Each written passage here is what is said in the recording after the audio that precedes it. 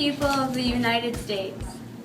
In order to form a more perfect union. To establish justice, ensure domestic tranquility, and provide for the common defense.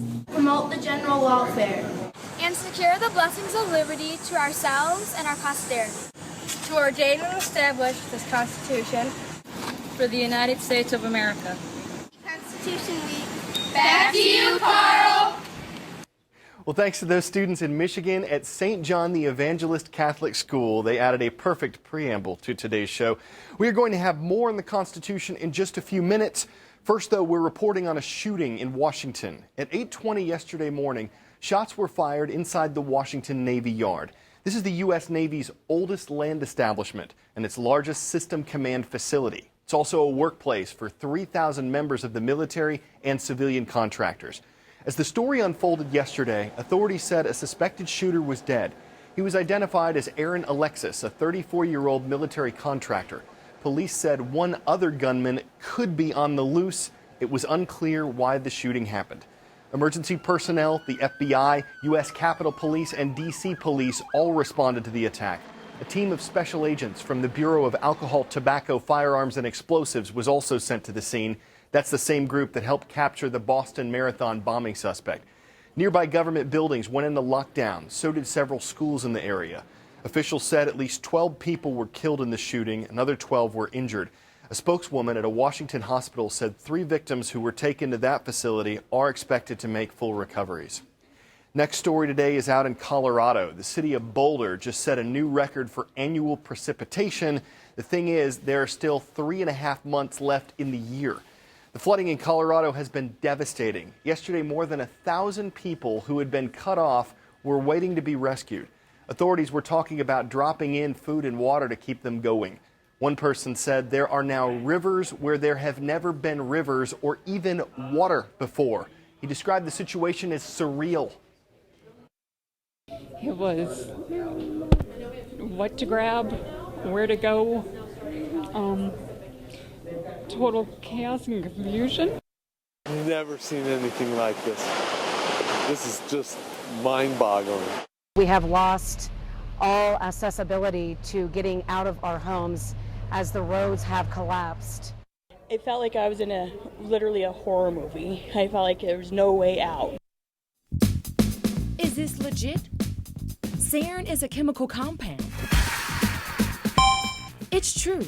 Sarin can be used as a chemical weapon. The word comes from the names of scientists who invented it.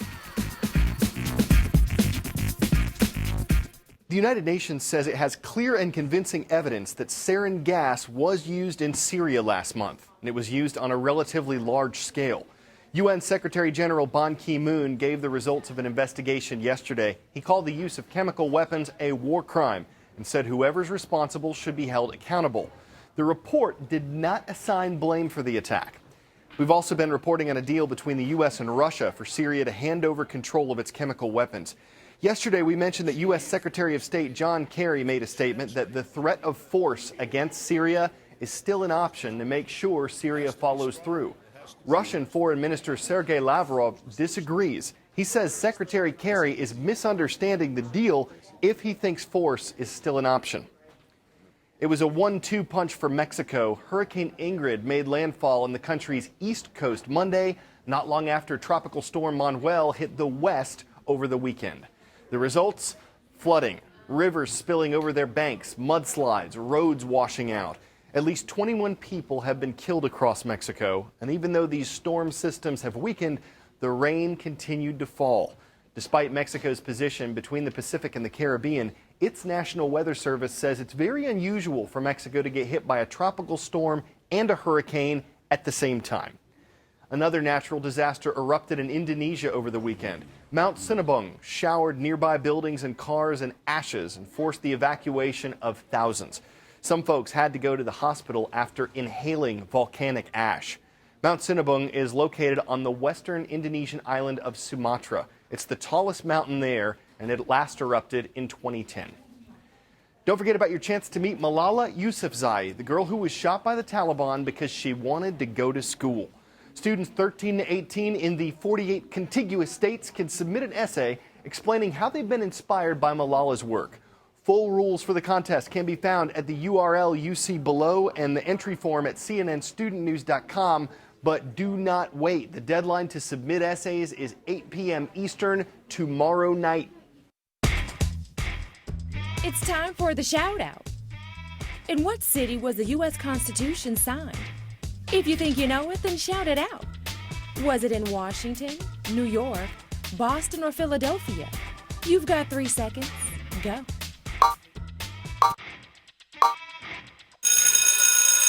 The Constitution was signed in Philadelphia, Pennsylvania. That's your answer, and that's your shout out. Now, as for when that happened, check this out.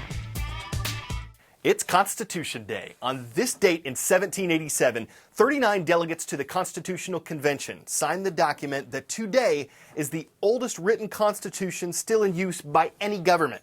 We're finding out how much you know about the U.S. Constitution, starting with some fun true or false questions. All right, number 1.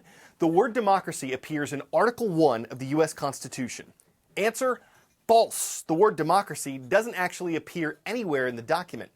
Next, Benjamin Franklin was the oldest person to sign the Constitution. This is true. He was 81 and in declining health, so he needed someone to help him sign it. And it's said that as he did, tears were streaming down his face. 3. Some delegates to the convention refused to sign the Constitution. Answer: true. Of the 6 delegates who did not sign, 3 of them, Edmund Randolph and George Mason of Virginia and Elbridge Gerry of Massachusetts, refused to do so. Partly because the Constitution didn't have a Bill of Rights. Those amendments guaranteeing individual liberties were proposed 2 years later. Moving on, 2 future U.S. presidents signed the Constitution. One was George Washington. Who was the other? We'll give you some options on this one. Was it John Adams, Thomas Jefferson, James Madison, or James Monroe? The answer: C, James Madison. Madison's also called the father of the Constitution because he contributed so much to it. Since the ratification of the Bill of Rights in 1791, how many additional amendments have been added to the Constitution? Is the answer 7, 10, 12, or 17? If you said D, 17, you got it. That last amendment, the 27th, says that a pay raise for members of Congress cannot take effect until after an election. Now, which branch of the U.S. government is mentioned first in the Constitution? Is it the legislative, judicial, or executive? Answer A. The legislative branch's powers are laid out in Article 1 of the Constitution. This is the branch that includes the House of Representatives and the Senate, and it's charged with making the laws that govern the country. Finally, where can you find the original copy of the Constitution? Is it in Fort Knox, Kentucky, the Library of Congress, the Smithsonian Institution, or the National Archives? Answer D. The National Archives building in Washington, D.C. To preserve the quality of the document, it is kept at 67 degrees Fahrenheit and 40% humidity. And you could say that fascinating fact constitutes our Constitution Day quiz. All right, in today's roll call, the ayes have it. Iowa, Indiana, and Illinois. Let's go to the map. First up, Lawrence, Iowa, and the Chargers from Lawrence Marathon. Thanks for watching, everyone.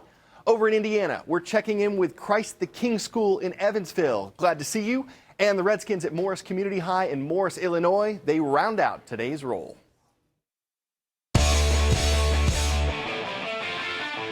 Joey Chestnut is wrapping up the competitive eating season with 6 contests in 6 weeks.